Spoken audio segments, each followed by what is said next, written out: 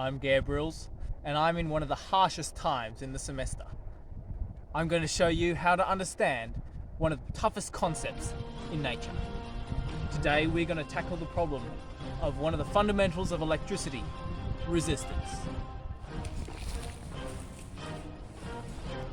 Now we know that electricity is a form of energy that's come from the movement of charged particles.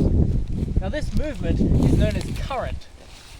Now resistance is the opposition to that current. How hard it is for charge to flow. Now there are many ways to prevent charge from flowing, and it can sometimes be thought of like water flowing through a pipe, kind of like this one, but with a bit more water. Now what are some things that would affect the amount of water flowing through the pipe? Well, if it was much smaller, if it was longer, and if it had heaps of junk in it, which it sort of does, that would all affect the resistance of the water. Now that's also the same as for electricity resistance. The things that are affected are the length, the area, and the density. Now that we understand one of the most dangerous concepts in this subject, we can solve problems using different kinds of circuits. We can differentiate between series and parallel circuits.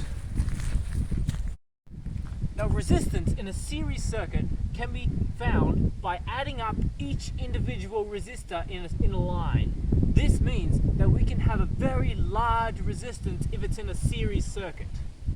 Now resistance in parallel is much different than series because we need to find the inverse of each unit in order to find the total resistance. So 1 over this one plus 1 over this one plus 1 over this one equals 1 over the total resistance.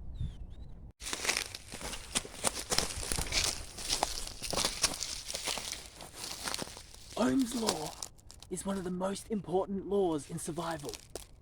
It looks at the relationship between voltage, current, and resistance. It states that the resistance is equal to the voltage divided by current. It is a very useful tool in a lot of engineering applications. But that's all we have to say about resistance for now. We've got to keep moving. I hope you understood resistance.